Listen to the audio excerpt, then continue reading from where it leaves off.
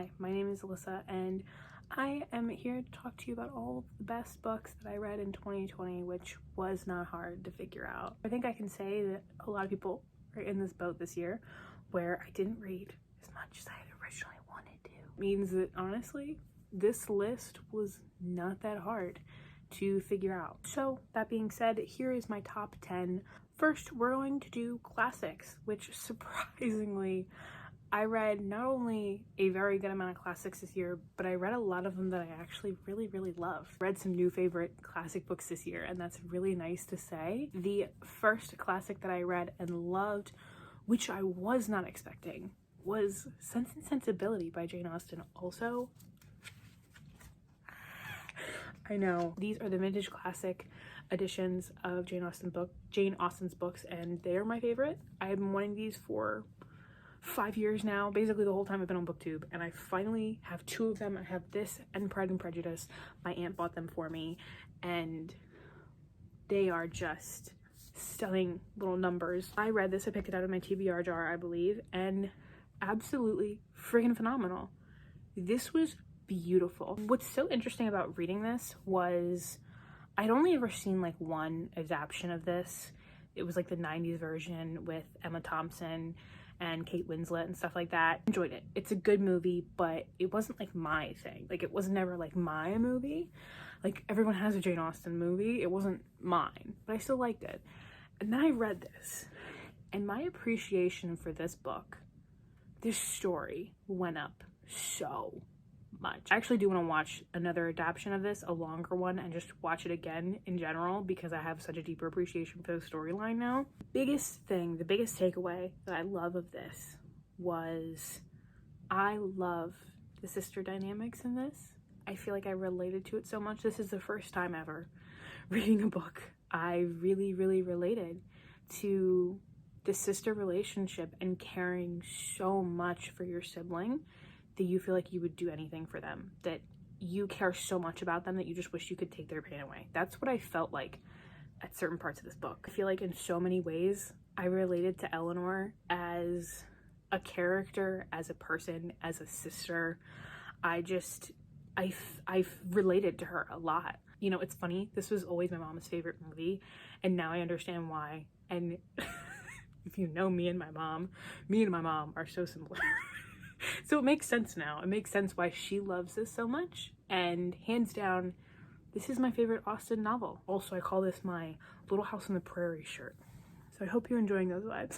And another Austen book actually made it on my top 10, which was surprising. And it slipped in at the last minute. And I think I'm definitely not in the majority on how I feel about this book, but that is Lady Susan by Jane Austen. This was absolutely spectacular. Oh my gosh. This book really said December read, but will be one of your favorites. The main character in this book,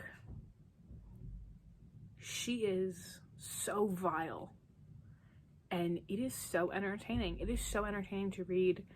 I haven't read all of Austen's books, but it is so interesting to read all of her other characters compared to this main character. Lady Susan.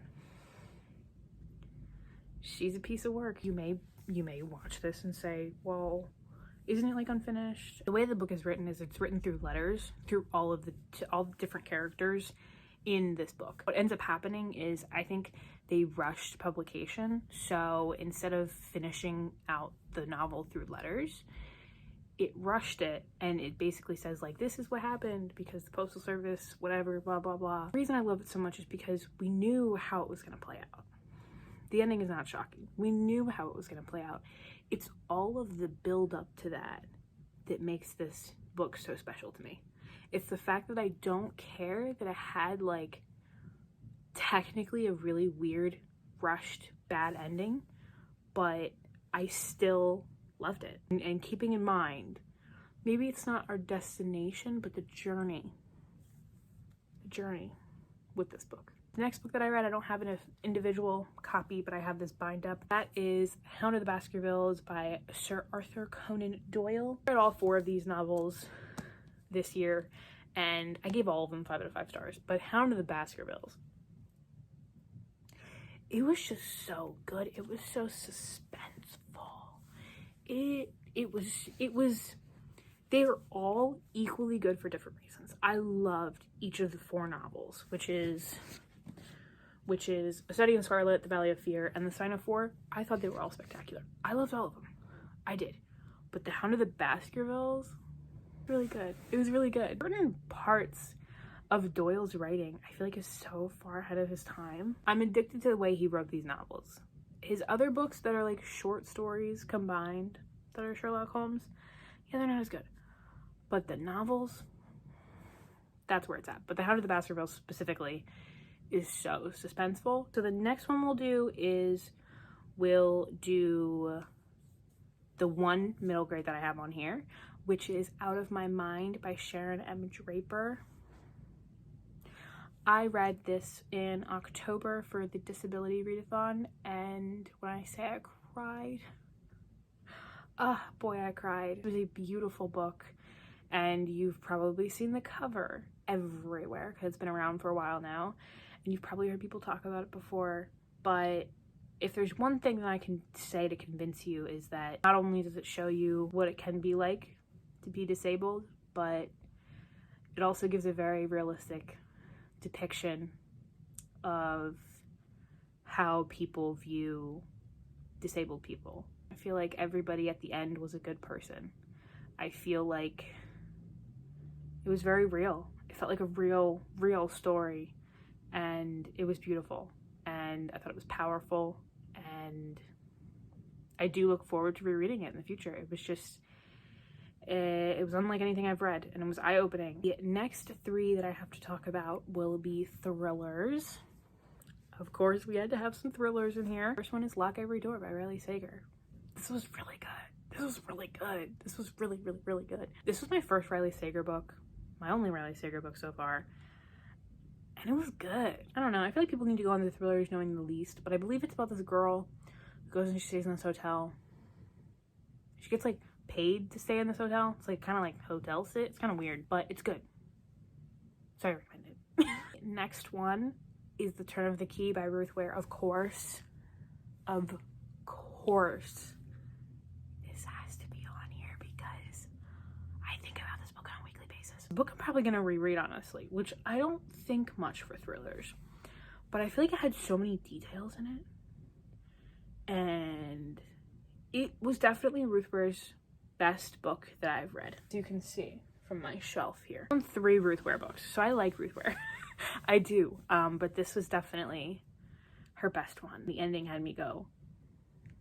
The next book that I read, which I don't think a lot of people ended up liking this book, and that's okay, and that is The Silent Patient. This was good. This right here, this was good. This was really good. Yeah, I don't really like talking about it because I feel like a lot of times I don't remember what a thriller is about in the beginning.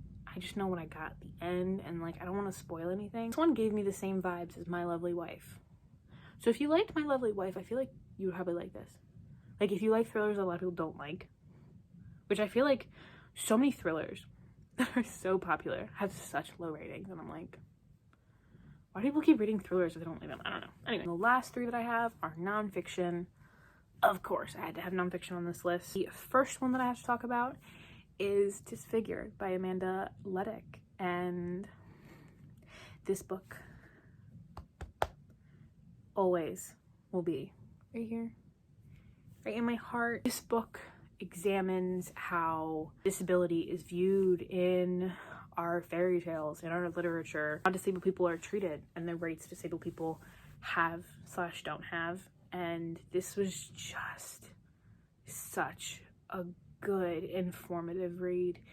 And it was so good at informing you, but still being so intriguing. I also like that the author stayed aware that, like, she can only comment on certain things because of her experience as being white and disabled, which is just different completely. To be a person of color and to be disabled is a whole other thing entirely. It was powerful. I thought it was really powerful. And, you know, I've read a lot. I've read a decent amount of books this year by disabled people, by disabled authors or creators, or about disabled characters. And reading a lot of books about being disabled is really powerful for me because so many people feel the same experience, which is that it is hard to navigate life living in a body that you can't depend on. It's something you don't get unless you're disabled. So it was really, really, I think, an important part for me this year to read a lot of books about being disabled. And this is one I highly recommend. And I love that I'm able to recommend 2 books on this list that are about / by disabled people. I love that. Second to last book, we're almost done. This isn't too long so far. That is Woman at the Devil's Door by Sarah Beth Hopton.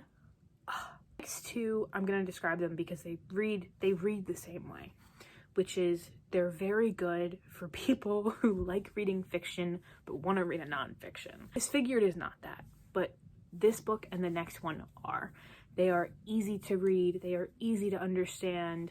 They are written in a way that is to keep you engaged and to keep you kind of on the edge of your seat. It is not just trying to be informative, not just trying to tell you about this event that happened, but it's also trying to entertain you. And that's why this one was so good. This was like nonfiction light. This was so easy to read. It was so good. I ended it not knowing how I felt about this whole murder that happened. Because at the end of the day, do we really know what happened? I don't know. Also, this was interesting to read because on the cover, it tells you that this event, this murder, this trial, originally is the case that made them think that potentially Jack the Ripper was a woman, and that was not at all a part of the storyline. Basically, we know it's happening at the same time, but then we get like a little blurb at the end, and the author's like, yeah, basically through all the evidence that we know about the previous murders and everything like that, these 2 aren't connected. It was more just telling this story, and it was really interesting hearing about how the people reacted at the time to this. It was very interesting. And the very last book, finally we're done. Interestingly enough, I did not give this book 5 stars. This book was really, really interesting and gave me insight into a thing I knew nothing about. And that is Death Sentence. I forget the author's name. Sharkey? Something? I don't know. This book is all about the John List murders. And honestly, I do think about this book. If you don't know anything about John List, he basically set up this whole elaborate scheme to murder his whole family and then just leave.